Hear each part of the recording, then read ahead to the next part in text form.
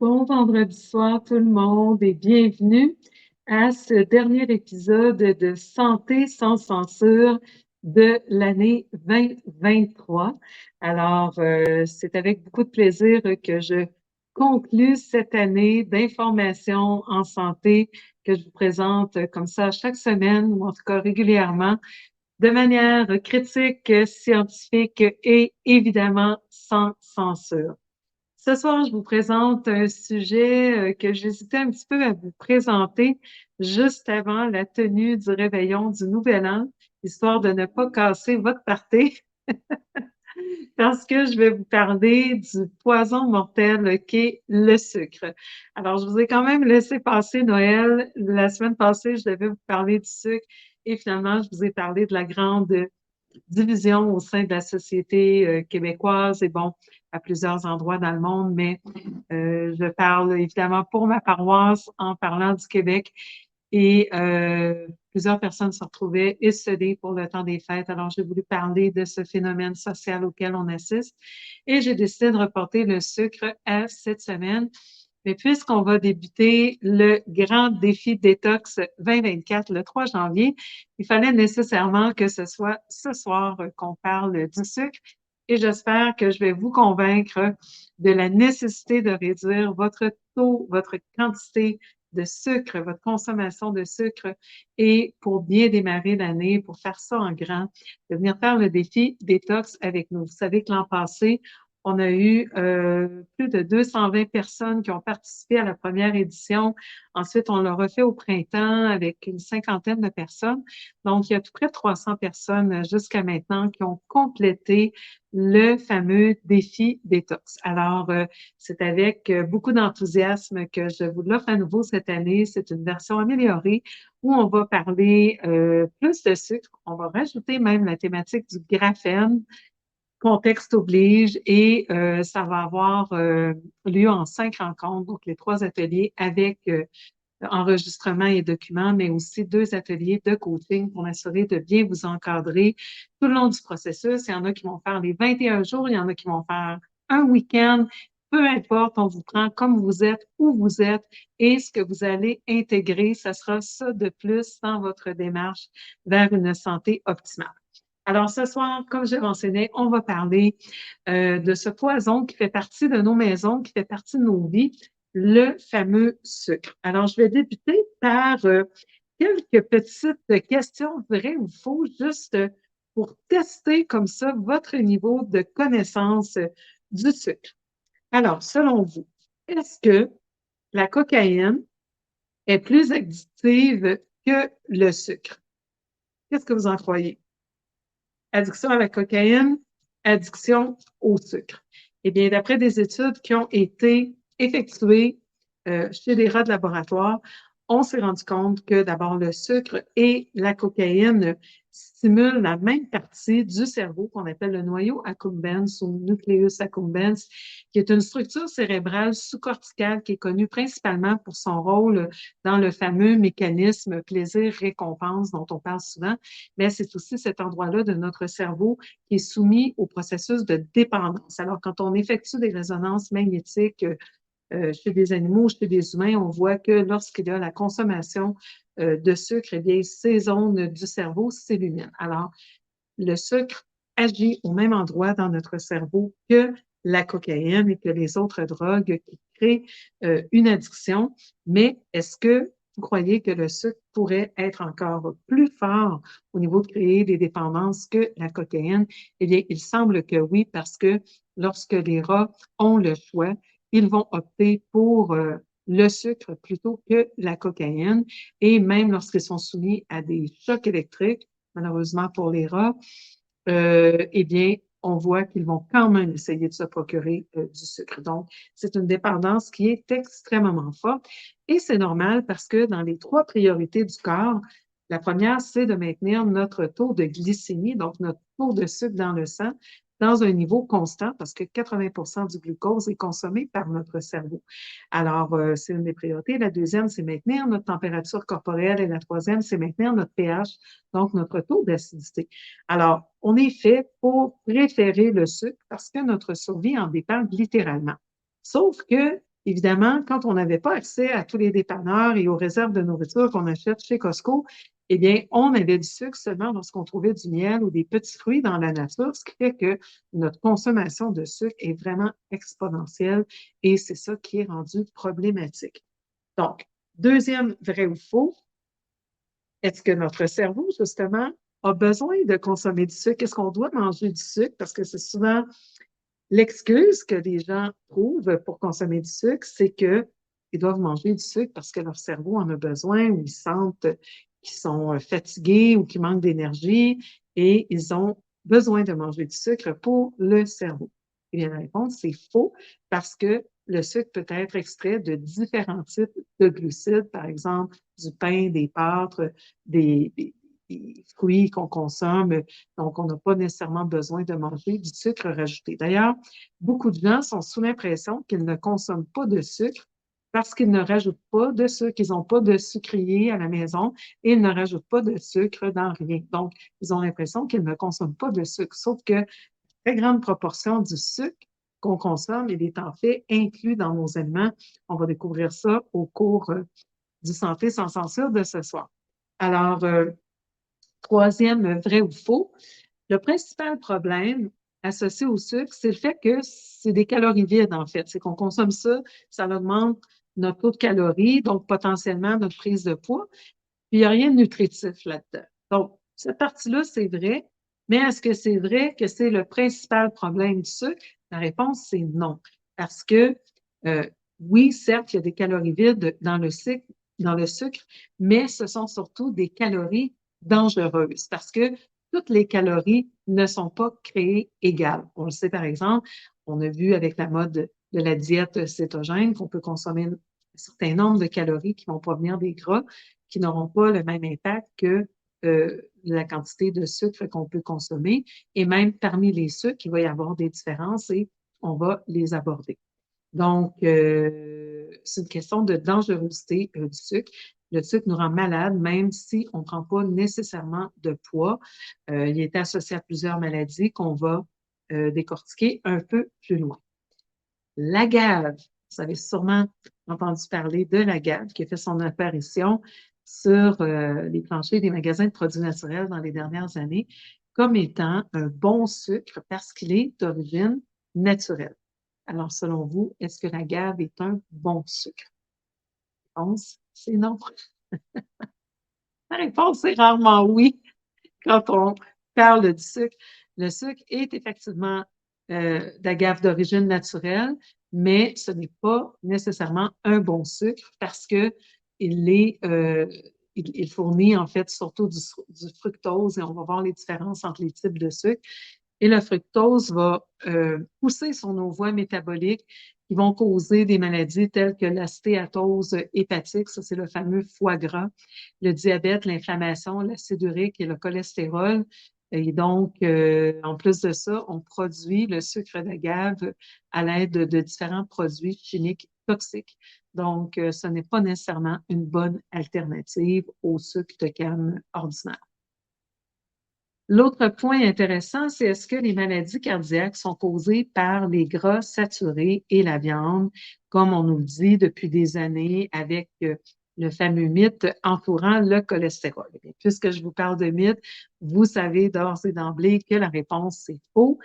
Les maladies cardiovasculaires sont surtout associées au sucre, comme on va le voir. Il faut voir que l'industrie du sucre est une grande industrie qui a un lobbying très puissant, comme d'autres lobbies de big agro, qu'on parle du gluten et du blé, qu'on parle des produits laitiers. Eh bien, ce sont de grands employeurs, par exemple au Canada, mais aussi aux États-Unis. Donc, ils génèrent beaucoup d'argent pour nos pays, donc beaucoup de taxes. Et il va y avoir une certaine collaboration, si je peux dire ça comme ça, de la part des grandes institutions et des gouvernements. Alors, c'est très difficile, encore une fois, d'avoir l'heure juste. D'où l'intérêt d'avoir des émissions comme Santé sans censure, produites par une chercheure indépendante, parce que vous savez que quand on est dans les médias conventionnels ou associés d'une manière ou d'une autre Au corporatif, on ne peut pas tenir ce genre de propos parce qu'il y a une partie des budgets, des publicités qui viennent soit du gouvernement, soit justement de Big Agro, l'industrie des producteurs laitiers ou de Big Pharma. Donc, évidemment, les chantalanes de son monde ne sont pas nécessairement bienvenus dans les médias conventionnels ou dans le corporatif où on dénonce les choses, surtout lorsqu'on a la capacité à établir des liens solides et à bien référencer notre contenu. Alors, parlant de référencement, vous savez que je ne publie plus mes liens dans les entêtes parce que ça me rend encore plus victime de l'intelligence artificielle au niveau de la censure. Déjà que c'est horrible, le shadow banning dans mon cas. Alors, ça me donne réellement un très, très bon coup de main lorsque vous partagez mes lives parce que vous ne faites pas l'objet de cette censure par l'intelligence artificielle. Moi, c'est automatique, donc ça ne sort pas, vous n'êtes pas avisé, tout ça. Mais quand vous les partagez, ça devient exponentiel, donc ça fait valoir mon contenu et ça vaut beaucoup plus la peine pour moi quand j'ai 20 000, 30 000 personnes qui regardent un live que lorsque j'en ai 500. C'est plus encourageant. Donc, je vous invite vraiment à les partager et à vous inscrire aussi à mon infolette. J'ai mis tous les liens dans l'entête. Comme ça, j'ai vos adresses courriel et à tous les mois, j'envoie une infolettre avec un blog qui est rédigé spécialement pour mes membres et aussi un lien d'un des webcasts que j'ai fait. Et c'est ma façon de pouvoir rester en contact avec vous si je me fais déplatformer. Donc, je peux un petit peu plus me risquer d'aller dans des sujets touchés qui font pas plaisir à des gros joueurs. Alors, ben voilà. Alors, on nous a inculqué le mythe du cholestérol et je vais y revenir à la fin quand je vais parler des liens économiques en soudoyant des chercheurs pour incriminer en fait l'industrie des gras pour enlever la culpabilité du dos de l'industrie du sucre. Mais vous allez voir que euh, c'est encore une fois des mensonges qui ont beaucoup d'endurance. Alors, avant de rentrer dans les technicalités de comment ça fonctionne, puis les types de sucre et tout ça, je veux déjà vous parler de 12 façons concrètes que le sucre affecte négativement notre santé. Parce que des fois, les gens lorsqu'ils n'ont pas d'excès de poids, lorsqu'il n'y a pas de diabète dans leur famille, ils ne se sentent pas toujours concernés par le sucre. Donc, je veux vous montrer à quel point le sucre est impliqué dans une panoplie d'ennuis de santé qui vous concerne très certainement. Il y en a au moins un dans la douzaine qui va vous parler. Alors, je pense qu'une fois que vous comprendrez que ça a un intérêt spécifiquement pour vous, vous allez être plus porté à vouloir en savoir davantage. Alors, on va déjà débuter, si vous voulez bien, par les 12 façons dont le sucre nuit au corps. Alors, la première, évidemment, c'est la question de la prise de poids. Et encore là, les gens pensent que s'ils ne rajoutent pas de sucre avec le sucrier, c'est pas problématique, ils ne prendront pas de poids parce qu'ils consomment trop de sucre. Alors, des fois, ils vont plutôt blâmer justement le gras dans l'alimentation, ils vont blâmer la sédentarité, surtout depuis la pandémie. Mais pour vous donner juste un exemple concret, si quelqu'un prenait une canette de boisson gazeuse à tous les jours pendant 3 ans, on ne change rien d'autre là, dans la vie de la personne. Elle ne coupe pas de calories ailleurs, elle n'en rajoute pas ailleurs, elle n'est pas plus ni moins active. Mais on rajoute une canette de boisson gazeuse à tous les jours. Et combien de personnes font ça, sont à la cantine, au travail, etc., vont prendre une canette de boisson gazeuse le midi avec leur lunch? Eh bien, en 3 ans, on va se ramasser avec un excès de 15 livres de poids juste à cause de cette canette de boisson gazeuse qu'on a consommée.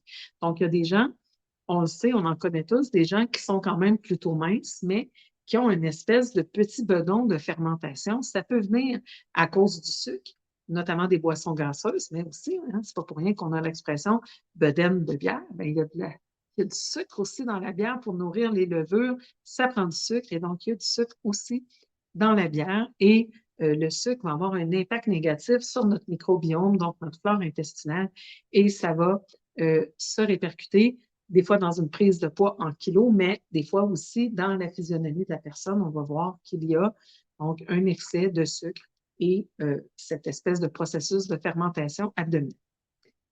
Le diabète est évidemment la maladie qu'on connaît le plus en lien avec le sucre. Et ce qui va se passer dans le cas du diabète, on va parler du diabète de type 2, qui est celui qu'on acquiert dans la vie et dont le risque augmente avec la consommation de sucre et avec l'âge, puisque le diabète de type 1 est une maladie avec laquelle on vient soit au monde ou on développe très tôt dans l'enfance, qui est plus une maladie auto-immune.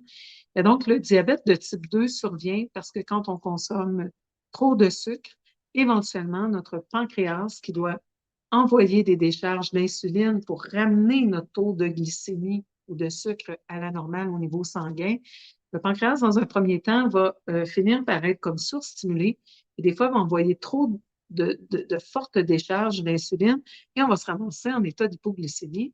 Là, notre cerveau manque de sucre, alors on a des envies d'aliments sucrés pour remonter notre taux de sucre à la normale. Et là, ça demande une autre décharge de sucre, c'est-à-dire d'insuline de la part de notre pancréas. Et donc, comme ça, le pancréas va finir par s'épuiser, par être endommagé et ne plus arriver à fournir l'insuline correctement. Et c'est là où les gens doivent prendre des médicaments comme la metformine qui vont agir comme l'insuline dans le corps ou éventuellement devoir procéder par voie injectable si les médicaments oraux ne suffisent pas. Donc, c'est vraiment, c'est pas du tout un bon scénario parce que, outre la prise de ces médicaments, on sait que quand les gens sont diabétiques, le taux de sucre n'est jamais réglé comme parfaitement, correctement. Et le sucre qui est mal comburé, qui est mal utilisé comme source de carburant, va produire ce qu'on appelle des protéines glyquées. C'est une espèce de caramel qui va euh, endommager les protéines avoisinantes. Et c'est pour ça que les gens qui sont atteints de diabète vont avoir souvent des troubles au niveau de la circulation, par exemple, au niveau des petits vaisseaux capillaires dans leurs yeux, dans leurs doigts, vont avoir des blessures qui vont mal guérir et tout ça. C'est en raison de ces protéines glyquées. Et ça est aggravé par la carence en vitamine B aussi. Des fois, déjà, le diabète s'installe parce qu'on a passé de vitamine B pour transporter le sucre à l'intérieur des cellules ou le glucose à l'intérieur des cellules. C'est une des raisons pourquoi je vous parle toujours de l'importance des vitamines B et du magnésium, parce qu'on en a besoin pour gérer les molécules de glucose. Donc, la deuxième maladie ou deuxième problème associé au sucre, c'est évidemment le diabète. En troisième lieu viennent les maladies cardiaques. Donc, comme je vous dis, on nous parle habituellement du cholestérol. Vous savez que je vous ai fait un webcast intitulé Le mythe du cholestérol que vous pouvez retrouver sur ma chaîne YouTube ou les membres, vous l'avez dans votre membership. Euh, et donc, je vous explique comment le mythe du cholestérol a été créé de toutes pièces par Big Pharma dans le but, évidemment, de vendre des aliments réduits en gras qui sont toujours plus élevés en sucre et en sel et donc qui sont toujours mauvais pour notre santé, qui ont contribué à l'épidémie d'obésité qu'on connaît maintenant et à, en fait, euh, enlever la culpabilité du dos du sucre qui fournit des emplois et des taxes au gouvernement. Alors, j'ai écouté une entrevue du docteur Hyman, Mark Hyman, que vous connaissez peut-être, qui parlait d'une étude qui avait été réalisée dans les urgences aux États-Unis et où on avait testé le taux de glycémie des patients qui étaient admis pour un infarctus. Et dans 75 des cas, les patients étaient diabétiques ou prédiabétiques et plusieurs de ces personnes n'étaient pas diagnostiquées. Il y a plein de gens qui ont de la misère à réguler leur taux de sucre et qui ne savent pas qu'ils sont prédiabétiques ou carrément diabétiques. Moi, ça m'arrive régulièrement en consultation de demander aux gens de tester leur taux de glycémie. Et c'est une des raisons aussi pourquoi je ne suis pas nécessairement en faveur du jeûne intermittent. Et là, partez pas en peur dans les commentaires. Je vais vous faire une émission, c'est promis, sur le jeûne intermittent, sur le jeûne aussi tout court, parce que j'ai une vue qui est un petit peu controversée, mais quand même appuyée par la science et par mon expérience clinique. Et donc, souvent, une des raisons pourquoi je ne recommande pas le jeûne ou le jeûne intermittent, c'est justement parce que, en raison de l'épuisement de nos glandes surrénales, dont je vous parle souvent, relié avec le stress, eh bien, on a de la difficulté à maintenir notre taux de glycémie constante si on est longtemps sans manger. Lorsque la glycémie chute, puisque c'est une urgence pour le corps, les surrénales devront envoyer une petite poussée d'adrénaline pour remonter notre taux de glycémie. Et donc, c'est un des moyens par lesquels on va contribuer à épuiser de plus en plus nos glandes surrénales, en pensant qu'il n'y ait pas un diagnostic médical parce que la médecine conventionnelle ne reconnaît pas l'épuisement des glandes surrénales. Et ça, j'en parle de long en large dans ce programme que vous pouvez toujours vous procurer d'ailleurs. Donc, alors les gens qui sont admis à l'hôpital pour un infarctus, dans 75% des cas, sont diabétiques. Au Canada, un adulte sur 12 ou 2,6 millions de Canadiens âgés de 20 ans et plus vivent avec une maladie cardiaque diagnostiquée. Diagnostiquée. Donc, ça veut dire que c'est la pointe de l'iceberg. Et les maladies cardiovasculaires sont la deuxième cause de décès au pays. Le cancer, c'est la première cause de décès en 2021 et ça représente le plus du quart, ou soit 26,6% de tous les décès, suivi par les maladies du cœur avec 17,7% des décès au Canada en 2021. Donc, imaginez, on sait qu'il y a un lien direct entre la consommation de sucre et les maladies cardiovasculaires qui sont la deuxième plus importante cause de décès au pays. Et pourtant, qui nous parle de réduire notre consommation de sucre? Qui nous en parle? Et je vais vous mettre un peu plus loin ce que nous dit le gouvernement canadien à ce sujet. Vous tirerez vos conclusions. Je vais vous aider un petit peu. Donc, pourquoi le sucre a-t-il un impact au niveau des maladies cardiovasculaires? Il va agir de différentes manières, mais notamment en créant de l'inflammation et en augmentant la pression artérielle, et on va décortiquer ça un petit peu plus loin. Alors, le sucre augmente la pression artérielle. Vous savez qu'habituellement, on vous dit que c'est le sel le coupable, alors que le sel est quand même important. Pas en excès, mais on a besoin du sel parce que, entre autres, nos glandes surrénales ont besoin de sel. Le mieux, c'est d'aller vers le sel de l'Himalaya ou encore le sel de mer parce que là, vous avez tous les minéraux qui viennent ensemble dans les bonnes proportions au lieu d'avoir seulement le chlorure de sodium qu'on trouve dans le sel de table. Donc, on blâme habituellement le sel, mais le grand coupable de l'hypertension artérielle, c'est le sucre, conjointement avec la carence en magnésium. Sauf que la consommation élevée de sucre est une cause de carence aussi en magnésium. Donc, c'est comme si le sucre nous nuit de deux manières différentes par rapport à l'hypertension artérielle. Alors, il va faire augmenter la pression parce que lorsque le taux d'insuline est trop élevé, ça peut, comme je le disais tantôt, endommager nos petits vaisseaux sanguins. On a parlé des yeux, mais c'est vrai un peu partout dans notre corps. Et lorsque les vaisseaux vont devenir plus rigides, moins flexibles parce qu'ils ont plein comme de petites lésions, on dit toujours en anglais « the solution to inflammation is dilution », la solution à l'inflammation est la dilution. Donc, le corps va essayer de retenir de l'eau pour réduire l'inflammation qui est causée par les cristaux de sucre dans notre organisme. Et donc, l'eau va aussi retenir le sodium et éventuellement, cette retention de sodium à l'extérieur des cellules plutôt qu'à l'intérieur va causer une hypertension potentielle. Ça va aller jusqu'à endommager nos reins éventuellement si on ne corrige pas la consommation de sucre. Ensuite, le taux de sucre élevé, la consommation accrue de sucre, fait augmenter notre taux de cholestérol. Regardez comme c'est intéressant. Alors, on mange des aliments réduits en cholestérol pour faire baisser le taux de cholestérol. Mais ces aliments, pour qu'ils continuent d'être goûteux, on met plus de sucre et plus de sel dedans. Et quand on consomme plus de sucre, qu'est-ce que ça fait? Ça fait augmenter notre taux de cholestérol, et non pas de cholestérol total, mais de mauvais cholestérol, le cholestérol LDL, de basse densité.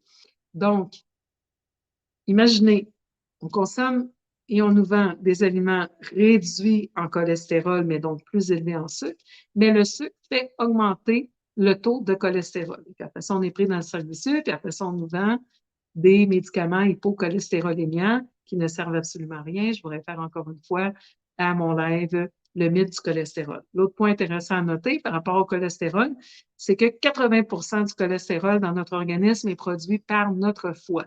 Alors, plus vous allez essayer de le réduire dans l'alimentation, le cholestérol est tellement nécessaire à notre survie que le corps va en produire plus, tout simplement. Donc, vous ne pouvez pas gagner la lutte contre le cholestérol. Et encore moins en mangeant des aliments plus élevés en sucre.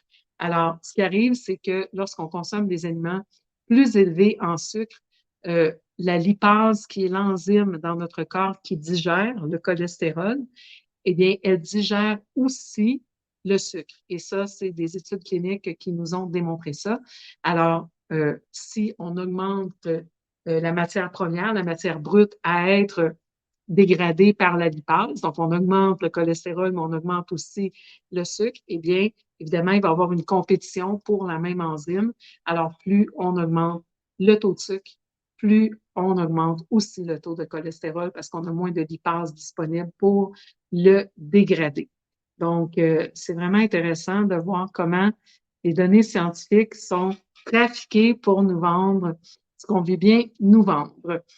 Alors ensuite, le sucre va contribuer énormément aux maladies du foie.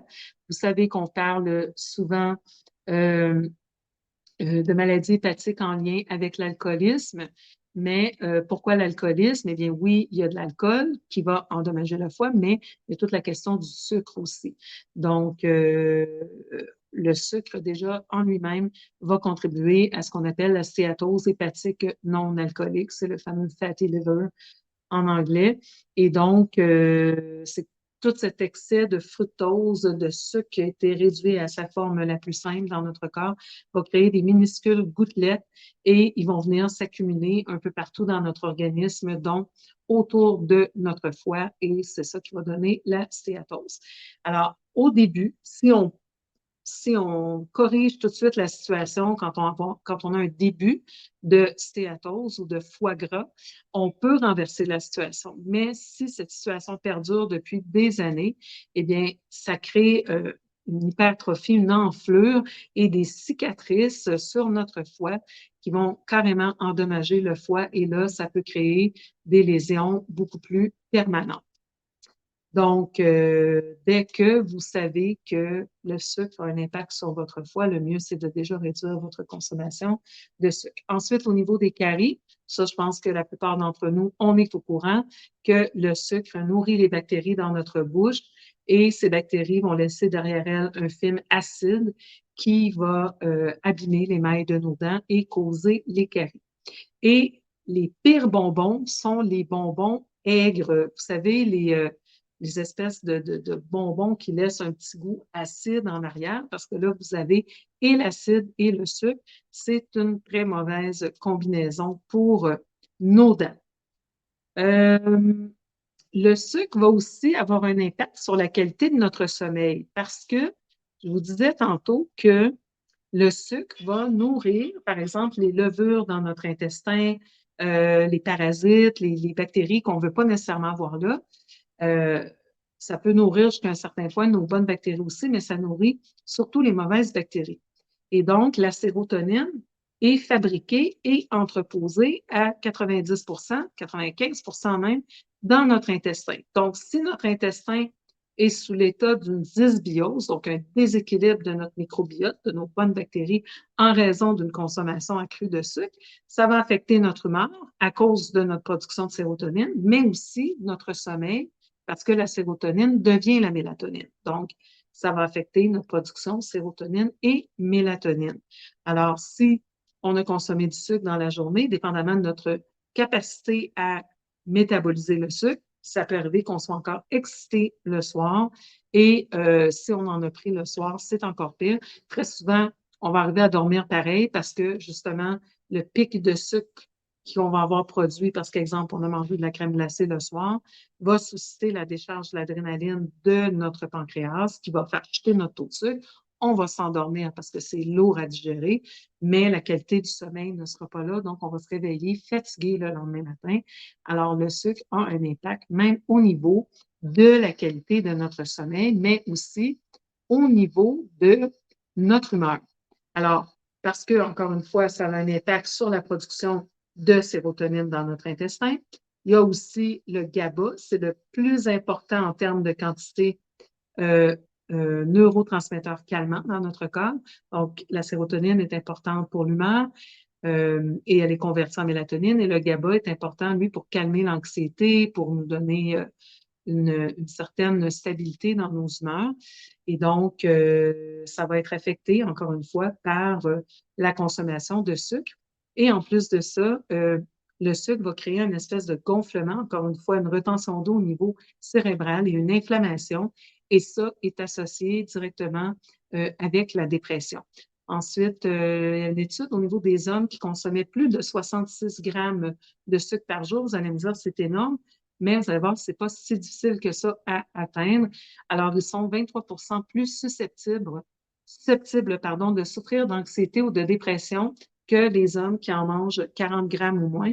Et 40 grammes, c'est déjà une dose élevée, mais malgré tout, on voit que cet apport de plus de 20 grammes entre les deux va causer presque un quart de fois plus de dépression ou d'anxiété. Ensuite, dixième maladie ou dixième condition influencée par le sucre, c'est la goutte. Donc, on vous parle toujours de réduire les aliments élevés en acide urique ou qui produisent l'acide urique dans notre corps, comme la viande rouge, les abats, le homard, par exemple. Mais le fructose, donc le sucre qu'on retrouve dans les fruits, mais aussi dans la majorité des autres sucres, peut provoquer une accumulation d'acide urique dans notre sang et l'acide urique va former ces petits cristaux qui vont se déposer par gravité dans nos orteils. C'est extrêmement douloureux. Ça peut se déposer dans d'autres articulations comme les genoux et donc donner des symptômes d'arthrite, mais très souvent, ce sont le résultat de cristaux d'acide urique qui sont créés par tout cet excès de sucre qui acidifie notre sang et que le corps va gérer comme il peut ou il peut. Dans le même ordre d'idée des cristaux, on va parler des calculs rénaux, donc les fameuses pierres aux reins. Ça a été associé dans des études à trop de fructose, à une déshydratation aussi, parce qu'à ce moment-là, les toxines vont devenir concentrées et peuvent former les fameux cristaux, autant sur le foie, sur la vésicule qu'au niveau de nos reins. Mais donc, il y a particulièrement le sirop de maïs à haute teneur en fructose qui a été associé aux calculs rénaux. Ce fameux sirop de maïs qu'on retrouve dans beaucoup d'aliments transformés augmente notamment notre risque de calculs rénaux, mais de maladies rénales de manière générale, puisque augmente notre risque de diabète qui est associé à la santé de nos reins. Ensuite, un point qui nous concerne tous, la consommation de sucre provoque un vieillissement accéléré dans notre corps parce que ce que ça va faire, c'est que même la consommation, encore une fois, d'une boisson gazeuse, on parle de 590 ml ou 20 onces, là, c'est comme la petite bouteille de boisson gazeuse par jour, ça va avoir un impact sur nos télomères. Donc, les télomères, je vous en ai déjà parlé, c'est les petits bouts comme des pointes de lacet sur nos hélices d'ADN et c'est comme des capes. Hein? Et plus le cap est long, plus c'est un symbole de jeunesse et plus nos capes au bout de nos brins d'ADN sont raccourcis, plus notre âge biologique est avancé. Donc, la consommation d'une boisson gazeuse par jour va affecter la longueur de nos télomères et ça peut rajouter plus de 4 ans à notre âge cellulaire ou à notre âge biologique juste parce qu'on consomme des boissons gazeuses. Et je m'en confie, la seule chose dans ma vie que j'ai de la difficulté à contrôler, c'est ma consommation de boissons gazeuses. Je n'ai jamais fumé la cigarette, je n'ai jamais consommé de drogue, je n'ai pas d'addiction alimentaire à aucun aliment, sauf au Coca-Cola. Heureusement que j'arrive à maîtriser cette addiction, mais c'est la seule chose qui peut me faire sortir de la maison l'hiver à moins 20 degrés si mon fils a une urgence. Si j'ai une envie de boire un coca, évidemment, je peux pas en garder chez moi parce que si j'en ai, je vais succomber. Je peux garder, j'avais une collection de rhum de différents pays lorsque j'habitais Montréal, dont une partie est dans mon entrepôt. Et je peux garder de l'alcool chez moi, de la crème glacée, n'importe quoi, du chocolat sans aucun problème, mais je ne peux pas garder de Coca-Cola. Donc, heureusement que je me rappelle à l'ordre en lisant des recherches comme celle-là parce que ça m'aide à rester dans le droit chemin, même si je succombe à l'occasion, mais de manière raisonnable. Comme je vous dis toujours, c'est ce qu'on fait 80% du temps qui compte. Donc, il faut faire très attention à notre consommation de sucre si on veut bien vieillir. Je vous dis souvent que l'idée du bien vieillir et de vieillir en beauté, c'est pas la question des injections de ci, puis des chirurgies de ça, puis des pots de crème à 300 le pot. C'est vraiment une question de ce de quoi on se nourrit, qu'est-ce qu'on prend comme antioxydant, comment on hydrate notre peau, des bonnes huiles qu'on met sur notre peau, etc. Donc, réduire la consommation de sucre nous aide à ralentir le processus du vieillissement. Alors, maintenant que je l'espère, je vous ai intéressé parce que sûrement il y a quelque chose dans ces 12 points qui vous rejoint. On va aller voir brièvement les différents types de sucre parce que là, vous allez tous me dire, là, moi, je consomme du stevia, est-ce que c'est correct? Moi, j'ai changé pour l'aspartame, ça n'augmente pas mes calories. Donc là, je sais que vous avez plein de questions, mais je vais y répondre. Donc, alors déjà, il faut comprendre qu'il y a deux types de sucre. On va commencer par une première séparation, les monosaccharides, donc un monosucre, et les disaccharides, deux. Dans les monos, on va retrouver le glucose et le fructose. C'est la majorité de la composition de base de la plupart des sucres, ou en tout cas ceux qu'on retrouve le plus abondamment dans notre diète nord-américaine. Alors, le sucre de table, pour débuter, c'est du saccharose. C'est composé d'une molécule de glucose, d'une molécule de fructose. Donc, c'est 50-50 et il y a un lien qui unit ces deux molécules ensemble. Le miel, pour sa part, 70 de glucose et 30 de fructose. Alors, le corps doit, à l'aide d'enzymes, rompre ces liens et, ultimement, tout va devenir du glucose et du fructose. Même les sucres plus complexes vont tous être réduits au glucose et au fructose. Donc, c'est pas si important lequel vous consommez, puisqu'en bout de ligne, le corps va tout ramener ça au glucose et au fructose. L'organisme humain n'est pas équipé pour utiliser le fructose comme tel, donc pour l'amener à l'intérieur de la cellule, pour qu'il agisse comme carburant de la même façon qu'il le fait avec le glucose. Donc, notre unité de base pour produire de l'énergie, c'est le glucose. Le fructose qu'on trouve dans les fruits, par exemple, ou dans le miel dans ce cas-ci, ou même dans le sucre de table, lui, il va passer comme directement à travers nos parois digestives parce que on n'arrive pas à l'utiliser comme carburant. Et ça va avoir un impact sur notre microbiome, donc sur nos bonnes bactéries, et va avoir un impact plus direct où ça va aller justement s'agglutiner sur notre foie pour créer le foie gras, etc., etc. Donc, le fructose est la voie la plus directe si vous voulez vous créer un foie gras.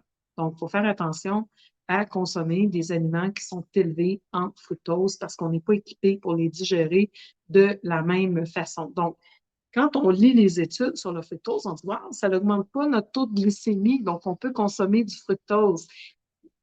Vrai, pas vrai, ça n'augmente pas la glycémie parce que justement, vous ne l'avez pas métabolisé de la même façon que vous métabolisez le sucre. Ça fait appel à d'autres voies biochimiques et donc c'est pour ça que ça va avoir un impact qui va être différent. Donc, c'est pas parce que ça n'augmente pas notre taux de sucre. Donc, initialement, on pensait que c'était bon pour les diabétiques. On se rend compte que ça a d'autres impacts négatifs, c'est juste qu'il faut les mesurer différemment.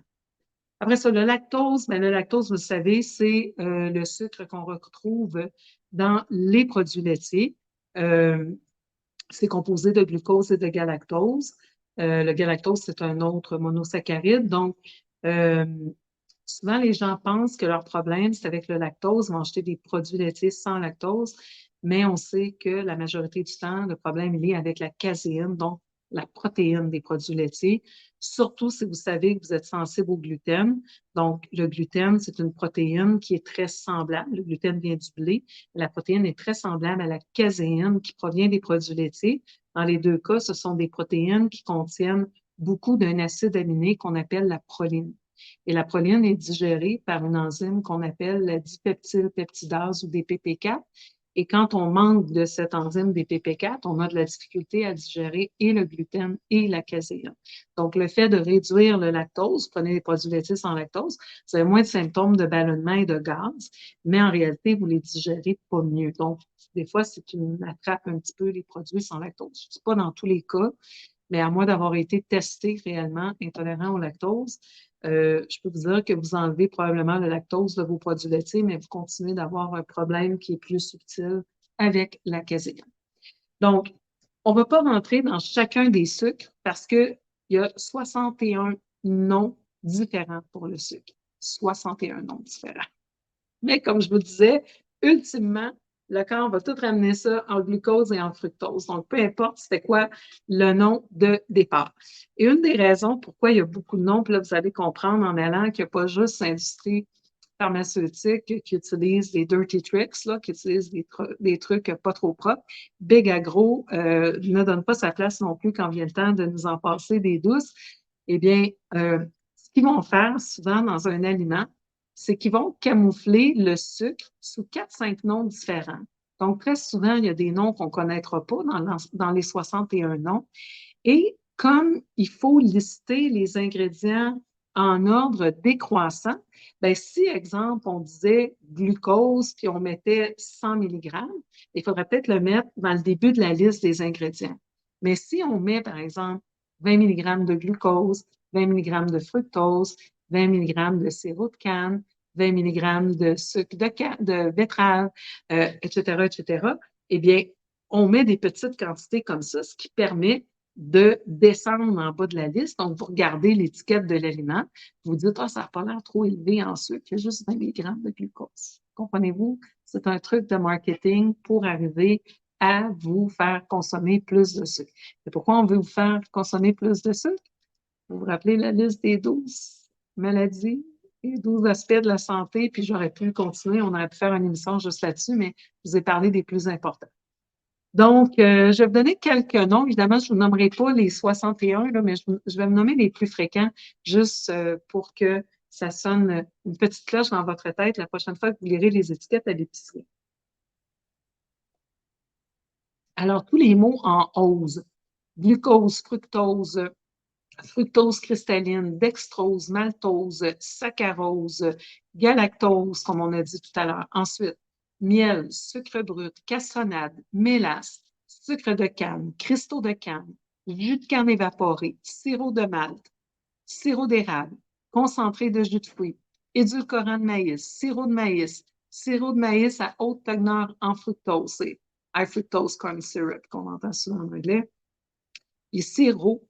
Et là, je vous passe tous les édulcorants, les NutraSweet et aspartame de ce monde. Je vous ai fait aussi une chronique là-dessus durant une actualité en santé. Donc ça, c'est quelques-uns des noms sous lesquels on vous camoufle le sucre dans les aliments transformés et qui nous permet de mettre 4-5 noms différents et de réduire dans la liste des quantités pour que ça passe plus en douce. Ensuite, on va faire la différence entre, par exemple, les glucides complexes qu'on va retrouver dans des féculents tels que le pain, les pâtes, les légumes. Ils doivent être décomposés ensuite en sucre simple, mais ça va se faire plus doucement, comprenez-vous?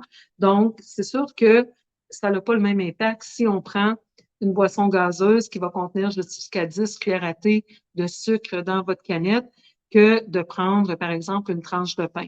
Parce que dans un cas, dans le pain, il y a des fibres qui vont ralentir, le sucre est plus compliqué, le corps doit le ramener à l'état de glucose, alors que dans le sucre des boissons gazeuses, c'est du sucre directement. Donc, c'est des sucres complexes. Et il y a les fameux glucides qu'on va dire à index glycémique élevé. C'est ceux qui se transforment aussi rapidement en glucose dans notre circulation sanguine. On les retrouve, par exemple, dans les pommes de terre, dans le riz blanc, tout ce qui est dégradé quand même rapidement.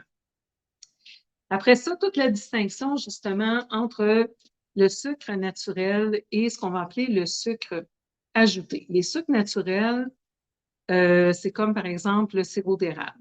Les gens vont me dire, ah, mais moi, je consomme plus de sucre blanc, je consomme juste du sirop d'érable. Mais ce qu'on doit savoir, encore une fois, c'est que toutes les formes de sucre vont être réduites en glucose et en fructose. Donc, ultimement, pour le corps, ça va être la même chose. C'est pas l'origine du produit qui va varier, c'est sa forme biochimique. Et ultimement, ça va devenir la même chose. Évidemment, du point de vue de la qualité nutritive, ça sera pas pareil parce que, exemple, dans une pomme, on va comparer une pomme avec une boisson gazeuse. La pomme, elle a 19 grammes de sucre. C'est quand même relativement élevé comme quantité de sucre. Mais elle a aussi 3 grammes de fibres, elle a des vitamines, elle a des minéraux, donc elle a une valeur nutritive et les fibres vont faire que le sucre ne sera pas absorbé tellement rapidement. Alors que la boisson gazeuse d'une boisson de 590 ml va contenir 69 grammes de sucre, donc 3 fois plus de sucre, aucune fibre et aucune vitamine. Donc, ça va être, pouf, un pic de sucre immédiat après avoir consommé la boisson gazeuse. Donc, c'est ça qui est différent. C'est comment le corps va réagir à cet apport en sucre. Mais quand on parle de l'unité de glucose et de fructose, peu importe qu'elle soit d'origine naturelle ou pas, le corps va devoir les gérer de la même façon. Je vais faire un petit détour pour vous parler de ce fameux sirop de maïs à haute teneur en fructose. Il est rendu vraiment omniprésent dans notre alimentation et il y a différentes raisons pour ça qui sont des raisons économiques en réalité. Donc, ça vaut la peine d'aller le décortiquer un peu. C'est pas mal la pire forme de sucre parce que c'est un sucre qui n'existe pas dans la nature. C'est un sucre qui doit être soumis à différentes étapes de manufacture avec des enzymes qui ont, dans certains cas, été produites de manière avec des OGM. Et il y a une préoccupation par rapport au procédé d'extraction qu'on appelle chlore-alcali. Et il y avait des rumeurs, en tout cas, à un moment donné, que ce procédé impliquait du mercure et qu'on pouvait retrouver des résidus de mercure dans ce sucre, en réalité, qu'on retrouve de manière omniprésente. Encore une fois, les gens vont dire, ah, c'est juste des traces. Oui, c'est juste des traces, mais si dans chaque aliment ou à peu près que tu consommes, il y en a des traces, bien, à un moment donné, c'est des taux complètement inacceptables et il n'y a pas de niveau acceptable de mercure en réalité. Le mercure est le deuxième métal lourd le plus problématique après l'uranium. Donc, il n'y a pas de niveau sécuritaire de mercure, qu'on me dise que le mercure provient d'une injection ou que le mercure provient du procédé de transformation du sirop de maïs à haute teneur en fructose. On n'en veut pas de mercure nulle part. Déjà, même dans les poissons, vous savez qu'il y a une bioaccumulation dans la nature et c'est extrêmement problématique. C'est associé à tout un éventail de problèmes de santé. Alors, c'est une autre raison pour laquelle on devrait éviter le sirop de maïs à haute teneur en fructose. Il y a en 2009 un communiqué qui a été émis par l'Association des raffineurs de maïs aux États-Unis qui a déclaré que toutes les usines de l'industrie américaine pour la fabrication du sirop de maïs à haute teneur en fructose utilisaient un système de traitement sans mercure depuis plusieurs années et que ce rapport était obsolète. Mais bon, ce ne serait pas la première fois que des intérêts de grandes industries nous racontent des histoires pour nous en passer des vites et faire une pièce. Donc, personnellement, je fais plutôt le choix d'essayer de m'abstenir de tout ce qui contient du sirop de maïs à haute teneur en fructose. En 2018, une étude a révélé que la réduction de la consommation de boissons sucrées et de produits à base de fructose peut réduire l'accumulation de graisse hépatique qui est associée à la stéatose hépatique non alcoolique. Donc, pour les gens qui ont un foie gras, c'est vraiment important de réduire toutes les boissons gazeuses qui sont en général justement sucrées à partir de ce sirop de maïs à haute teneur en fructose. Et la raison pour laquelle les Américains se sont mis à utiliser ce type de sucre à grande échelle. Ils ont remplacé en réalité le saccharose ou le sucre de table dans l'industrie alimentaire par le sirop de maïs à haute teneur en fructose. C'est en raison des droits de douane à l'importation sur le sucre étranger. Donc, vous savez que les pays ont des mesures protectrices de leurs industries. Les États-Unis produisent une certaine quantité de sucre. Vous savez que c'est la raison à la base de l'esclavage. C'était pour amener de la main-d'œuvre pour l'industrie sucrière dans le Nouveau Monde. Et donc, c'est une industrie, on parle souvent de l'industrie des diamants comme étant une industrie très sale en termes de sang qu'elle produit. Eh bien, l'industrie du sucre n'a rien à envier parce que c'est quand même une industrie sur laquelle de nombreuses tragédies humaines sont survenues. Et donc, les États-Unis protègent donc leur marché en imposant des droits de douane élevés sur l'importation du sucre. Alors, en utilisant le maïs qui pousse au Canada, aux États-Unis pour produire un sucre, en réalité, eh bien, on contourne ces droits de douane et en termes de subventions aussi. Souvent, l'industrie du maïs bénéficie de subventions, tant au Canada qu'aux États-Unis. Donc, le coût de production va être moins élevé. Alors, ils sauvent sur deux paliers. Donc, progressivement, ils remplacent partout où ils peuvent le sucre de table fait soit de la canne à sucre ou de la betterave par le sirop de maïs à haute teneur en fructose pour une question d'économie.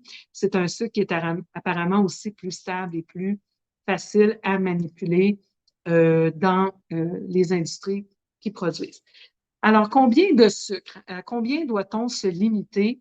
En 2018, l'American Heart Association a recommandé aux gens de limiter le sucre total ajouté. On parle de saccharose, sirop de maïs, etc. Dans l'alimentation à 150 calories par jour pour les hommes et 100 calories pour les femmes. Vous allez me dire, ça représente combien?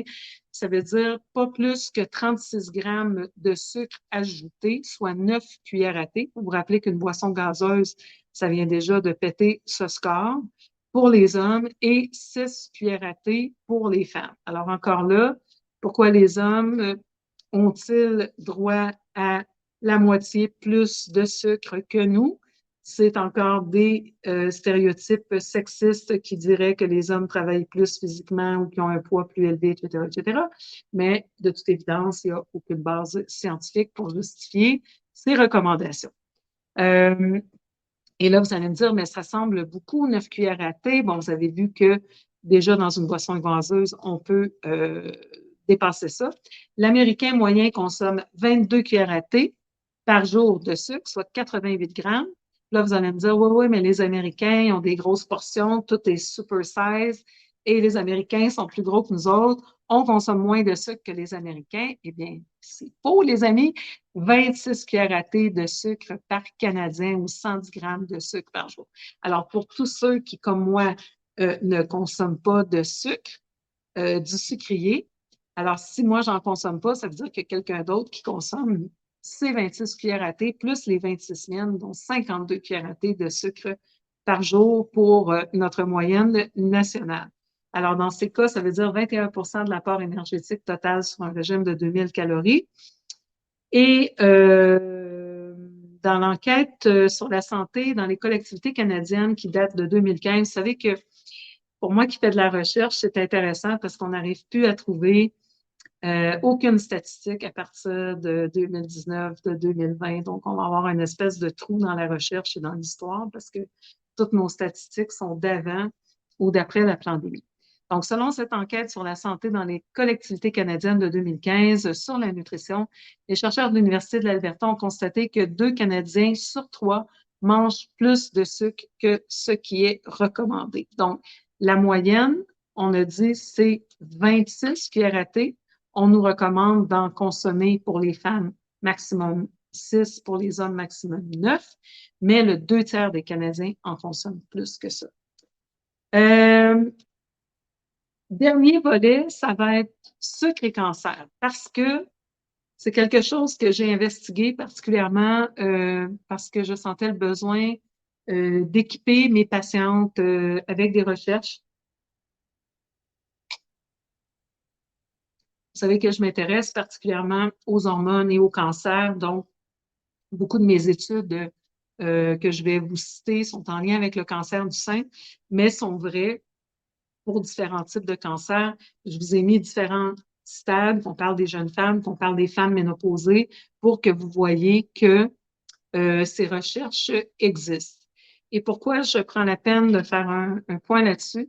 Mon article aussi du mois de janvier dans Vitalité Québec, intitulé Le bonbon empoisonné, vous pouvez encore sûrement vous procurer le Vitalité Québec dans certains bons magasins, le Vitalité Québec de ce mois-ci. Sinon, vous avez toujours la possibilité de vous abonner pour recevoir le Vitalité Québec chez vous, ou sinon, quelques mois après, mes articles sont toujours publiés sur le site web de Vitalité Québec dans la section santé au féminin.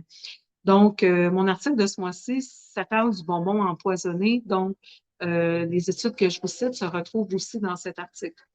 Et donc, c'est vraiment fascinant et c'est là qu'on n'a pas le choix quand on est une clinicienne qui fait de la recherche de s'intéresser aux dynamiques de pouvoir. C'est pas juste parce que je suis anthropologue médicale, mais juste à voir, on voit bien, comme on dirait chez nous, qu'il y a des affaires qui ne fonctionnent pas. Tu sais, là, comme je dis tout le temps, on peut flyer, mais il faut flyer grande D. Vous allez voir que ça ne fly pas grande D, pas en tout, dans l'industrie du sucre.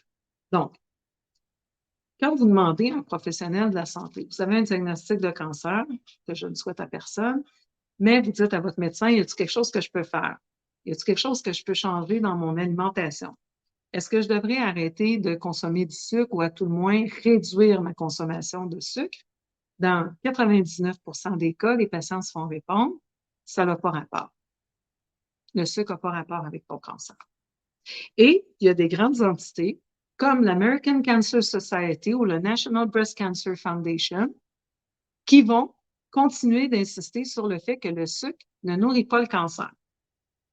Des gens qui reçoivent des millions de dollars par année, vous savez, là, hein, les campagnes de ruban rose, et je vous en ai parlé beaucoup durant le mois d'octobre, de tout ça, qui recueillent des millions et des milliards par année, des entités qui ne sont pas soumises à aucun processus d'évaluation, qui ne communiquent pas les résultats non plus de la recherche entre eux. Et depuis presque 30 ans que je suis impliquée là-dedans, les taux de diagnostic de cancer sont bon an, mal an, une femme sur 8, une femme sur 9 au Québec et au Canada. Donc, ça n'a rien changé en termes des diagnostics ni en termes de survie. Donc, ces entités qui reçoivent des millions par année, qu'il y a des gens qui font de la recherche à plein temps, alors que moi, j'ai pas le temps de le faire à plein temps parce qu'il faut que je gagne ma vie, que je ne bénéficie pas, évidemment, d'aucune subvention de recherche de la part de personne. Eh bien, ces gens-là nous disent que le sucre n'a pas rapport avec le cancer. Alors, évidemment, le médecin, lui, qui fait son travail de 30 heures, 40, 50 heures par semaine en consultation avec des patients qui viennent chercher un antibiotique pour la grippe, puis etc., ils n'ont pas le temps de faire de la recherche, puis ils n'ont pas besoin d'en faire parce qu'ils ont un gros salaire annuel garanti anyways. Puis quand même, ils feraient de la recherche, ça ne les aidera pas tellement parce qu'ultimement, ils sont obligés de recommander ce que le Collège des médecins leur dit de recommander. Donc, ces gens-là, ils suivent les guidelines, les recommandations d'entités comme National Breast Cancer Foundation. Bon, dans ce cas-ci, c'est une fondation, mais de leurs ordres professionnels qui s'appuient sur les recherches financées par ces gens-là. Donc, qu'est-ce qu'ils nous disent, eux autres? Regardez bien ça, comment ils ont l'art de jouer avec les mots. Donc, National Breast Cancer Foundation, puis l'autre, le American Cancer Society. Donc, ils nous disent, le sucre lui-même n'est pas associé au cancer. OK? Ça commence demain. Mais le site web mentionne que la consommation de sucre crée une dépendance. La dépendance au sucre peut contribuer à l'obésité. L'obésité et la prise de poids constituent des facteurs de risque dans le développement du cancer du sein et de nombreux autres types de cancers. Mais le sucre n'est pas associé au cancer. qui n'est pas associé au cancer. Il est associé à la dépendance, qui est associé à l'obésité, qui est associé au cancer du sein et au cancer, mais ça n'a pas rapport. Intéressant. Et d'après eux, ils nous disent, les scientifiques étudient toujours le lien entre les sucreries puis les maladies. On ne sait pas encore exactement pourquoi. Puis, ben, si on ne sait pas pourquoi, on le sait, là. Ben, mettons que pour vrai, on ne le saurait pas. Mais comment on peut affirmer que le sucre ne cause pas le cancer du sein? On nous dit non, ça n'a pas rapport. Mais ça peut causer une dépendance qui peut causer l'obésité, qui peut être associée avec le cancer du sein. Mais ça n'a pas rapport. C'est sûr que ça n'a pas rapport. Mais les scientifiques continuent d'étudier s'il y a peut-être un... Mais ça n'a pas rapport. Hein? Ça vous fait-tu penser à un autre narratif, ça? Des gens qui ont des accidents cardiovasculaires ou des turbocancers après avoir eu une certaine intervention il y a 2 ans. Ah, ça n'a pas rapport avec ça. Vous n'avez pas l'injection qui nous a fait ça. Pensez même pas à ça. C'est surtout pas l'injection. Hein? C'est surtout pas le sucre. C'est surtout pas le sucre.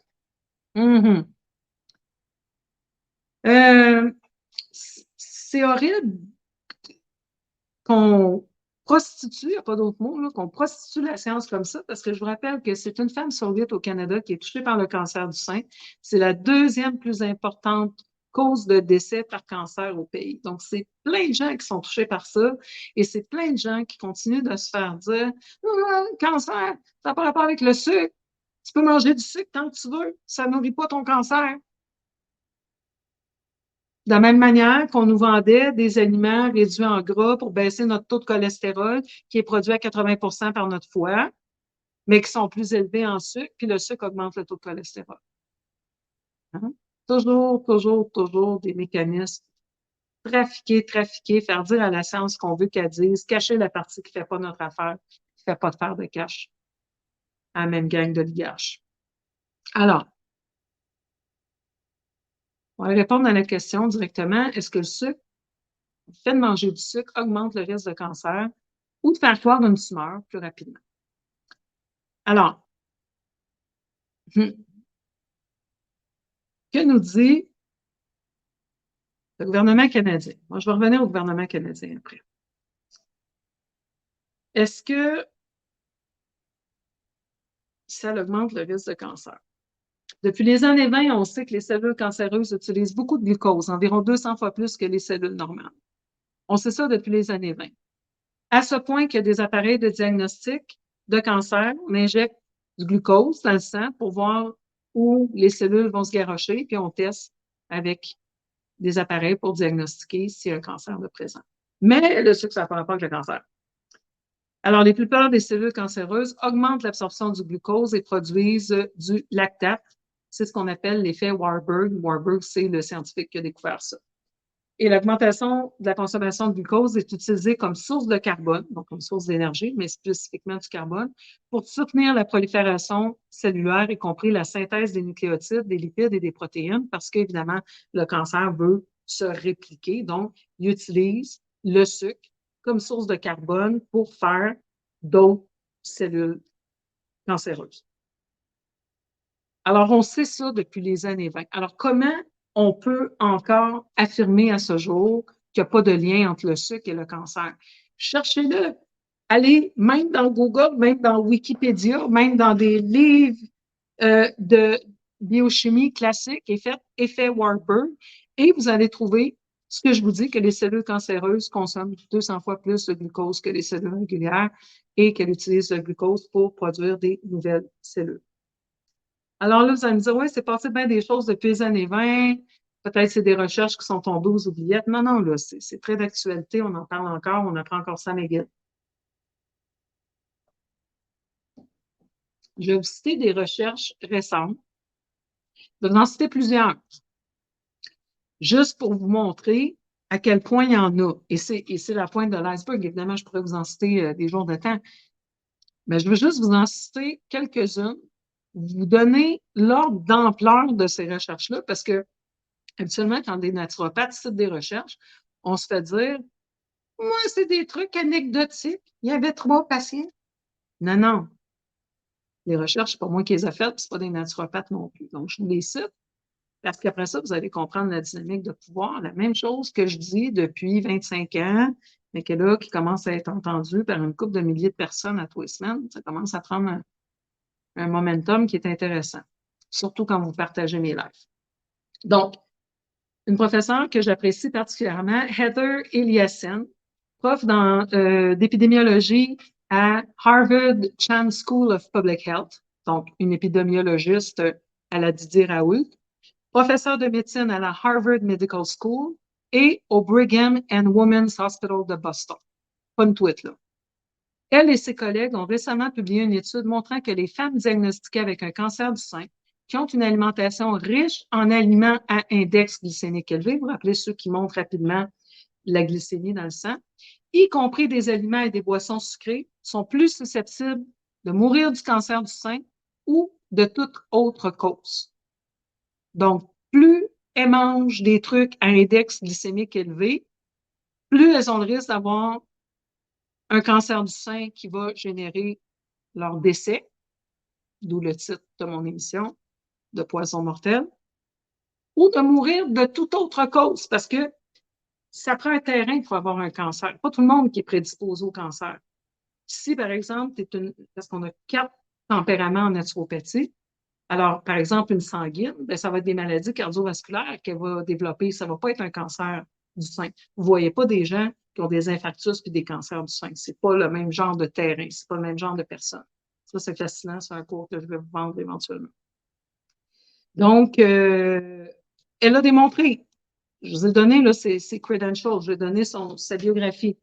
Dans une autre étude, la même prof, Eliassen, a constaté que les femmes atteintes d'un cancer du sein qui boivent beaucoup de jus de fruits sucrés, autre que le jus d'orange, donc qui semble avoir un effet protecteur dans le jus d'orange, avaient également des taux de survie plus faibles. Donc, ils ont un diagnostic de cancer, ils boivent du jus, ils ne s'en sortent pas très bien. Cependant, tous les sucres ne sont pas égaux face au cancer du sein. Selon les recherches toujours de prof Eliassen, la recherche a démontré que les femmes atteintes du cancer du sein qui mangent beaucoup de fruits et de légumes peuvent avoir de meilleurs taux de survie. Donc là, tout d'un coup, oui, il y a du sucre, mais comme on disait tantôt, les sucres ne sont pas créés égaux. Si tu manges des sucres qui proviennent de la pomme, ils arrivent avec leurs sels minéraux, avec leurs vitamines, avec leurs fibres, et tout ça va avoir un impact positif sur le cancer. Donc, la morale de l'histoire, c'est encore là que quand les gens, par exemple, font une diète céto, réduisent leurs glucides et enlèvent les fruits et les légumes de leur alimentation, c'est extrêmement nocif. La base de notre alimentation doit être les fruits et les légumes à 80 %. Et là, je sais qu'il y a plein de gens qui vont m'obstiner, qui vont me dire que la diète céto, ça leur a fait du bien. Je vous rappelle que j'ai 26 ans de pratique clinique, que je suis une chercheuse et que je fais ça à plein temps dans ma vie. Alors, ton cas à toi, ça, c'est une anecdote dans le grand ordre des choses. Et je vais débattre n'importe qui, n'importe quel temps. C'est pas la peine de m'écrire des messages longs comme ça dans le chat parce que j'ai pas le temps de répondre à l'individuel, mais amenez-moi n'importe quel expert en keto, céto, peu importe comment vous voulez l'appeler, ou en diète paléo ou en diète, ce que vous voulez, et on va débattre des vraies affaires. Mais pour l'instant, à moins d'être membre de mon membership et d'avoir mes liens de recherche, vous allez être obligé de vous fier à ma parole, malheureusement ou heureusement. Donc, et je vous cite les chercheurs, donc vous pouvez toujours aller faire vos recherches après. Alors, prof Eliassen conclut avec tout ça que les fameux pigments, les propriétés antioxydantes des fruits et des légumes semblent réduire les risques, en particulier pour les formes agressives de cancer du sein. Donc, la morale de l'histoire, c'est si vous avez le cancer, vous enlevez les sucres de l'alimentation, évidemment, tous les sucres ajoutés, tous les sucres des aliments transformés, mais pas les glucides qui proviennent des fruits et des légumes parce qu'eux ont un effet protecteur. Ensuite, une brève revue de la littérature scientifique fournit plusieurs autres études qui vont dans le même sens. C'est une collection d'études que moi j'ai mis ensemble. L'étude sur la santé des infirmières, ça c'est de Nurses Health Studies, qui est souvent citée parce que c'était une grosse étude qu'ils ont fait en diverses cohortes. Ça touchait 8863 femmes atteintes d'un cancer du sein de stade 1 à 3, donc parmi les différentes cohortes d'infirmières. Puis grâce à ces études-là, on a pu découvrir, par exemple, le lien entre la mélatonine et le cancer du sein. On sait que les femmes qui travaillent de nuit ont un risque plus élevé de cancer du sein, notamment parce qu'elles ont moins de mélatonine. Donc, merci à ces femmes qui se sont soumises à cette étude, mais dans ces différentes cohortes, il y a eu 863 femmes qui ont été atteintes d'un cancer du sein du stade 1 à 3 et elles ont été suivies sur une période de 11,5 ans. Ça, c'est des grosses études avec des gros budgets, là. De ces femmes-là, 2482 sont décédées. Hein, en rétrospective, on est allé voir, il y en avait 2482 qui avaient décédé, dont 1050 sont décédés du cancer du sein. Donc, il y en avait 8800 qui avaient un cancer du sein. Il y en a 1000 qui sont décédés du cancer du sein et il y en a 1400 autres qui sont décédés de d'autres causes. Les résultats ont révélé qu'une consommation accrue de boissons sucrées à la suite d'un diagnostic de cancer du sein était associée à un taux plus élevé de mortalité par cancer du sein et de toute autre cause confondue. Donc, démontré par A plus B. En général, les infirmières avaient des meilleures habitudes de vie, ne fumaient pas, etc., etc. C'est vraiment, si vous ne connaissez pas ces études de Nurses Health Studies, allez les voir, les différentes cohortes, on apprend beaucoup, beaucoup de choses. Une autre étude prospective, ça veut dire qu'on fait l'étude, puis après ça, on regarde ce qui s'est passé avant, de 2009 à 2019, donc sur 10 ans, qui incluait plus de 100 000 participantes, a révélé que l'apport total en sucre était associé à un risque global de cancer plus élevé. Et là, on a regardé toutes les formes de sucre, les sucres ajoutés, les sucres libres, le saccharose, sucre à dessert à base de lait, les produits laitiers, les boissons sucrées. Et on a démontré, hors de tout doute, des liens entre les sucres et le cancer. Des méga grosses études, là, 100 000 participants, c'est pas des études sur le coin de la table dans le sol, là, après ça. Récente revue systématique et une méta-analyse. Une méta-analyse, vous savez que c'est une étude d'études observationnelle a démontré une association positive significative entre la consommation de boissons sucrées et le risque de cancer du sein et de la prostate. Donc, les gars, ça vaut pour vous aussi. Évidemment, le sucre est souvent associé au cancer du pancréas, au cancer gastro-intestinaux, mais j'ai mis l'emphase sur les cancers du sein parce que c'est la majorité de ma clientèle. Il y avait aussi une proportion élevée de protéines dans l'alimentation qui procurait un effet protecteur par rapport au cancer. Donc, quand on a une diète riche en protéines, riche en légumes, riche en fruits, ça a un effet protecteur pour les cancers, même s'il y a des glucides dans nos fruits et nos légumes.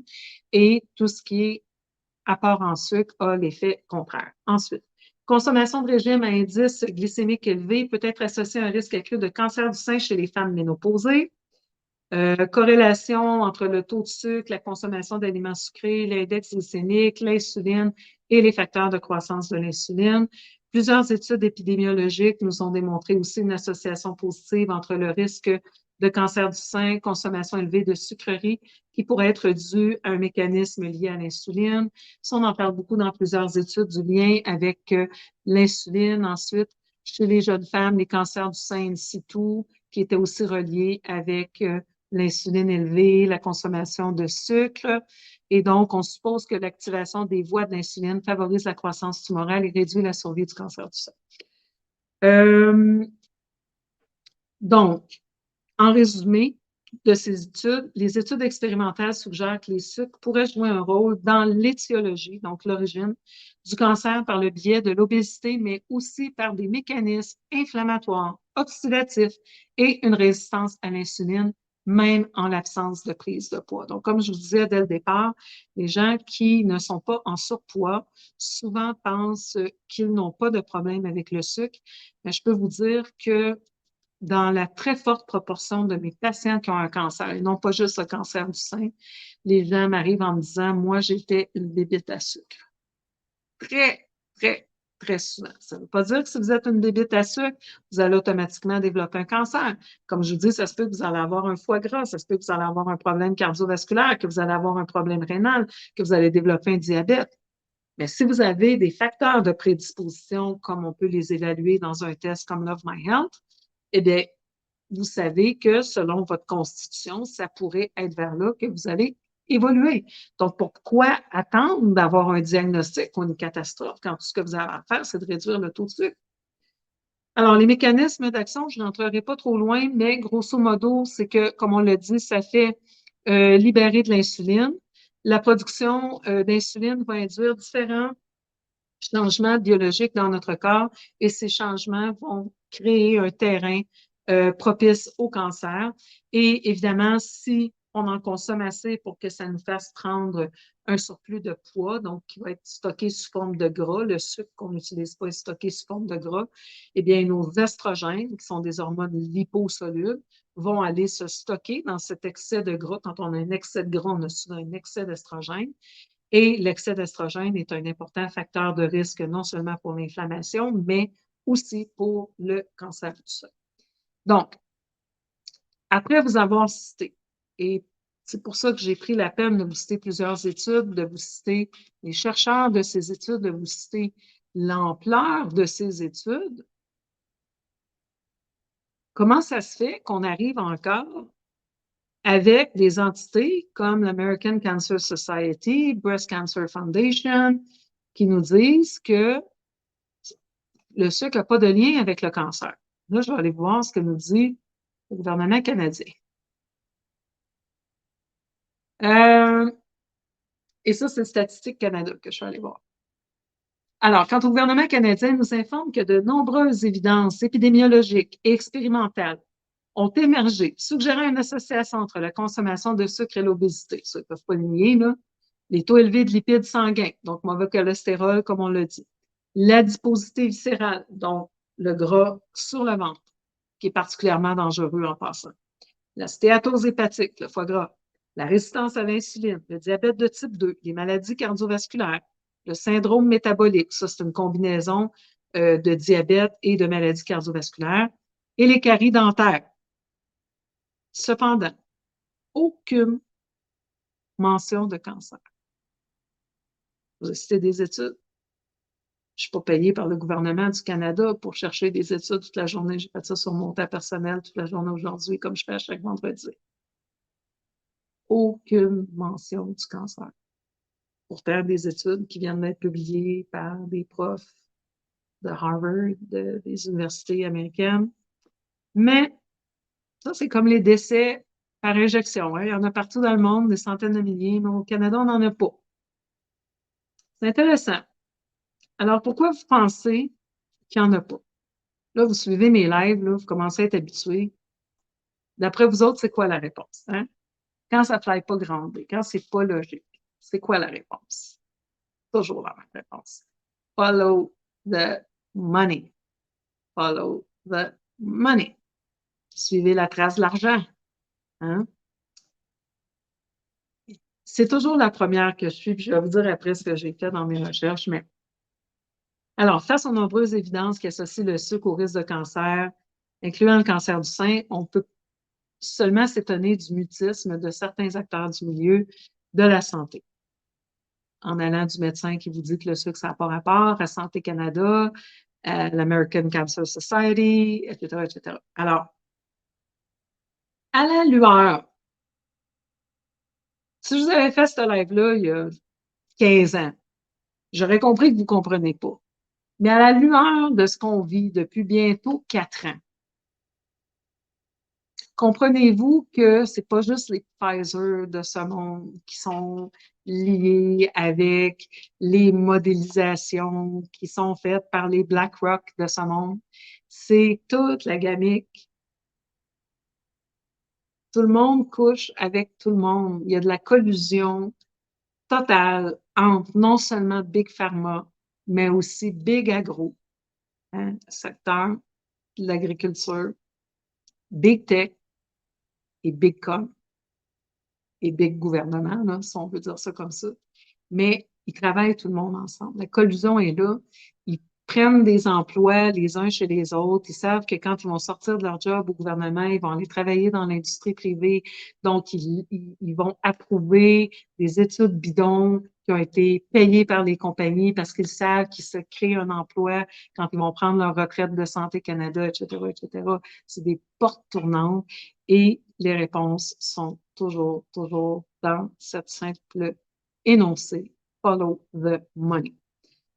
Alors, en fonction de notre expérience des dernières années, on devrait comprendre que le lobby de l'industrie du sucre, c'est lui qui crée cette réticence évidente à incriminer le poison par son nom.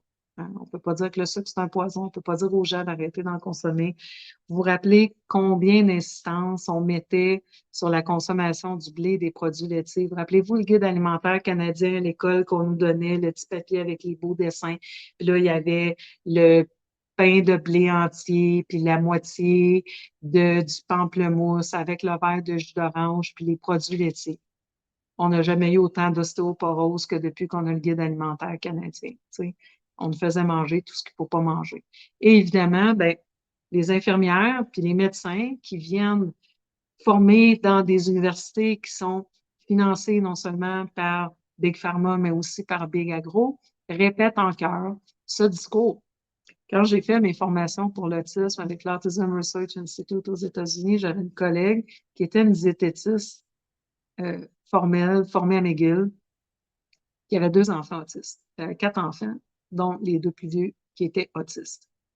Et une des premières choses qu'on apprend, c'est qu'il faut enlever le gluten et les produits laitiers aux enfants autistes.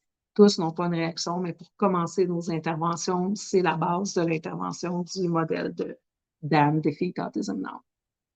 Donc, elle, ça venait complètement chambouler ce qu'elle a appris à l'école, puis ce qu'elle met en pratique depuis des années, puis ce que l'Ordre des diététistes lui dit d'appliquer. Mais elle a tout essayé pour ses enfants, son plus vieux ne parle pas. Bon. Alors, elle décide d'essayer. D'abord sur ses propres enfants. Alors, elle retire le gluten et les produits laitiers d'alimentation. 72 heures plus tard, son plus vieux qui avait 8 ans s'est mis à parler. Un enfant qui ne parlait pas. 72 heures plus tard, il s'est mis à parler. Là, partez pas en peur, allez dire à tout le monde qui ont des enfants autistes, il faut qu'ils enlèvent le gluten des produits laitiers. Il y a d'autres interventions qu'il faut faire, puis il y a une logique derrière tout ça. Mais je vous cite simplement son exemple à elle, parce qu'elle, c'est venu complètement chambouler son univers. Elle a dû éventuellement renoncer à son titre de diététiste. Elle s'est mise à travailler comme coach en santé parce qu'elle ne pouvait plus exercer comme nutritionniste, parce qu'elle n'endossait plus le guide alimentaire canadien. Donc, pourquoi on est formaté à ce point? Parce que ça fait vivre des industries qui sont des piliers de l'économie, entre autres canadienne. Donc, on va parler de la réalité que je connais.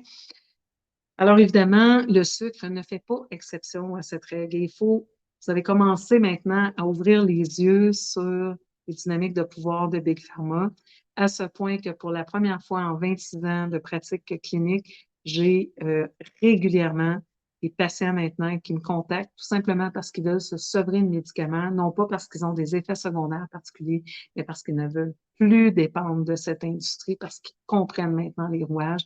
Ils comprennent maintenant qu'un patient guéri est un patient perdu pour Big Pharma et qu'on donne des médicaments qui vont simplement permettre de gérer les symptômes, sauf évidemment un antibiotique ou certaines exceptions, mais la plupart des médicaments qu'on prend pour des maladies chroniques qui sont associés à notre mode de vie, à notre alimentation, à notre mauvaise gestion du stress, eh bien, on modifie légèrement les paramètres pour maintenir les gens dépendants.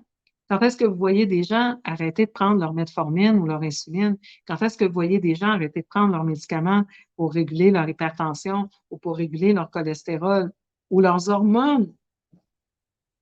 La transition de la ménopause, ça dure dans le pire des scénarios durant 5 ans et 9 femmes sur 10, on peut les régler juste avec les approches naturelles. Pourtant, les médecins donnaient du Premarin. Les femmes comme ma mère ont pris ça pendant 20 ans. Éventuellement, cancer du sein, éventuellement cancer du poumon. Hein? Alors, on met les gens sur ces médicaments et c'est des clients à perpète pour Big Pharma. Alors qu'on pourrait tout simplement réduire la consommation de sucre. Vous avez vu les 12 points que je vous ai cités qui sont en lien. Mais là, les dentistes ne feront plus d'argent, il va y avoir moins de caries. Les vendeurs de statines ne feront plus d'argent. Les vendeurs de chimiothérapie, puis de mammographie, puis de toutes ces machineries ne feront plus d'argent. Les vendeurs d'antidépresseurs, les vendeurs de somnifères, etc. Si on commence à enlever le sucre de l'alimentation, manger nos bons gras, boire notre eau, consommer notre complexe B, notre magnésium, toutes les choses que je vous répète depuis tout le temps. Alors évidemment, ben, on préfère continuer d'entretenir le mensonge et continuer de dire, ben, le sucre, ça n'a pas rapport. Des personnes en bonne santé, ce n'est pas des bons clients. En bonne santé ou mort, on ne sert à rien. On est juste des mangeurs inutiles, comme disait l'autre. Alors, le lobbying de l'industrie du sucre, on va revenir à nos moutons. Selon un article publié dans le JAMA of Internal Medicine en 2016, l'industrie sucrière a financé des recherches qui minimisaient les risques du sucre et mettaient en évidence les dangers des graisses dans les années 60. Donc, le mythe du cholestérol qui nous dit que le sucre, c'est bon pour la santé et que ça ne cause pas le cancer, mais que le gras, c'est mauvais, c'est des chercheurs de Harvard des années 60 qui avaient été payés 50 000 $ pour falsifier l'étude. Faites la recherche, c'est fascinant. JAMA Internal Medicine 2016, qu'on parle de cette étude de l'industrie sucrière. Donc, de la bullshit dans la recherche, ça n'a pas commencé avec Fauci. Alors, pourquoi que le gouvernement canadien ne fait pas de mention du cancer associé au sucre? Eh bien, le Canada produit environ 1,4 million de tonnes de sucre raffiné chaque année, une valeur estimée des expéditions d'environ 1,4 milliard de dollars. Ça, c'était en 2022. Évidemment, l'industrie du sucre, eux autres, ont continué à publier des statistiques. Ils n'ont pas arrêté de vendre du sucre durant la pandémie. Vous pourrez aller voir, c'est l'industrie du sucre du Canada. Plus de 85 du sucre raffiné du Canada est vendu pour être transformé en produits alimentaires à valeur ajoutée. Donc, ça que je vous disais tantôt, c'est pas le fait même que vous mangez plus de sucre dans votre sucrier. 85 du sucre qui est produit s'en va dans la bouffe. Un des pires aliments les plus sucrés, savez-vous ce que c'est? Les céréales pour enfants. C'est bourré, bourré, bourré de sucre. Colorant alimentaire jaune numéro 3 puis rouge numéro 5, qui est fait avec la cochenille, donc des carapaces d'insectes, mais qui sont aussi associés à l'hyperactivité. Donc, le sucre, les colorants, dans les céréales pour enfants.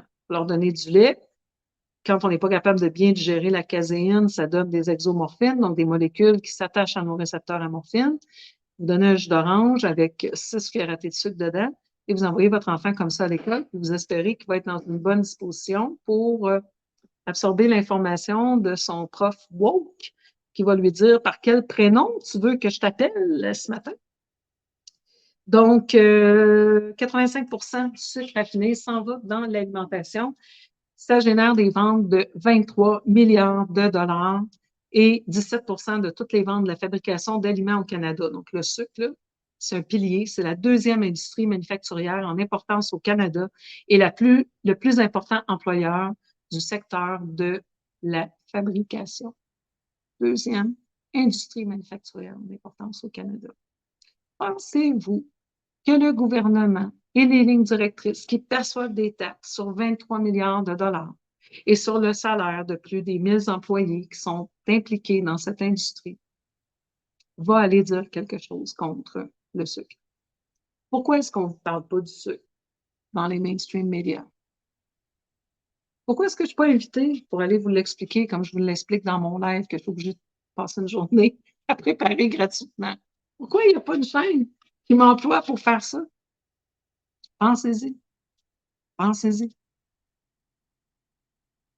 C'est toute la même mafia médicale et pharmaceutique et technologique. Et cette gang d'oligarches qui nous maintiennent dans l'ignorance parce que c'est payant pour eux autres.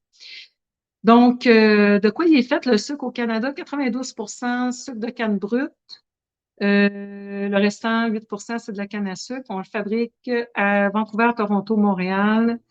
Et la betterave en Alberta, qui vient de des champs de betterave en Alberta, c'est important parce qu'ailleurs, elle peut avoir fait l'objet de glyphosate aspergé par Monsanto, maintenant Bayers. Donc,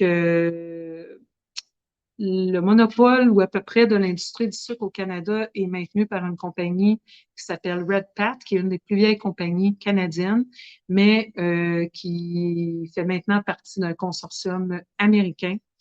Donc, les mêmes consortiums pour les mêmes oligarches à leur tête. Donc, c'est intéressant aussi parce que dans les provinces de l'Est du Canada, on veut commencer à surtaxer les produits sucrés comme on le fait pour les produits du tabac.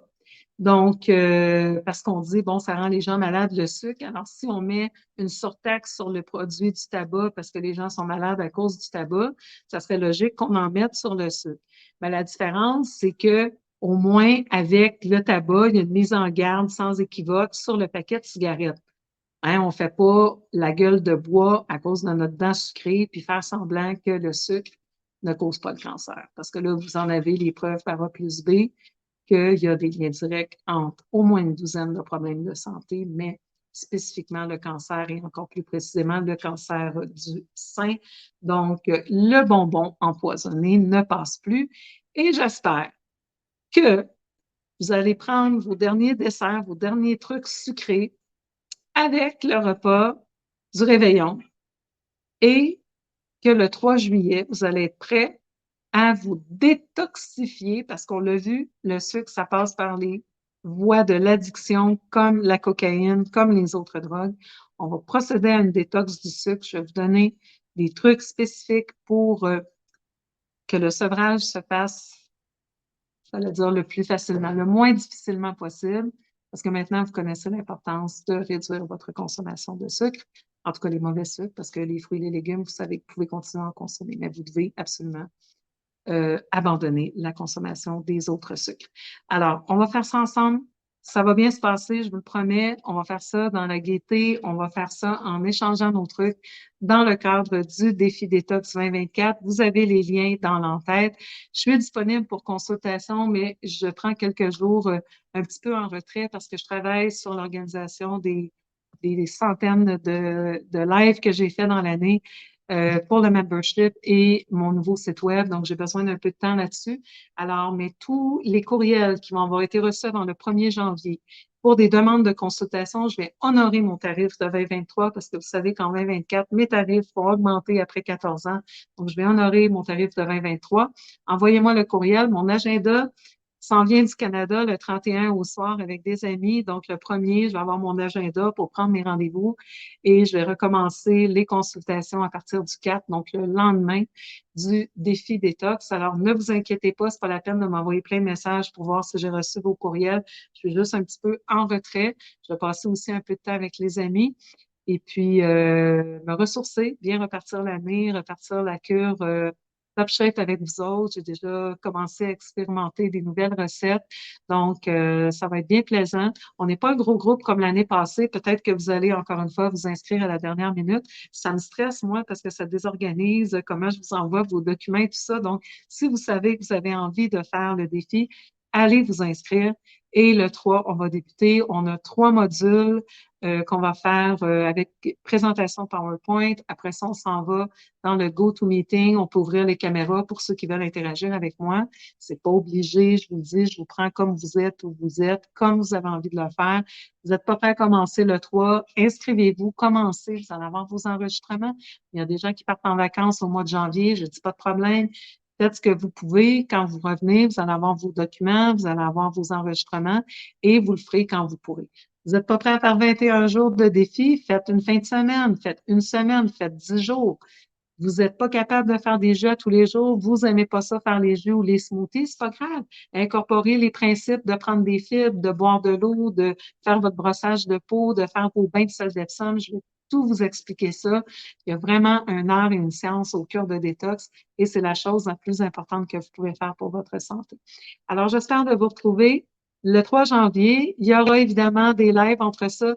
J'ai fait le live qui a duré 8 heures le 24, dans la nuit du 24 au 25 décembre. Je pense que le 31, je vais le prendre pour moi avec les amis et que je ne ferai pas de belles rencontres cette semaine. Je vous ferai peut-être un petit coucou juste pour vous montrer comment ça se passe à Las Terrenas et je vais vous retrouver le dimanche d'après.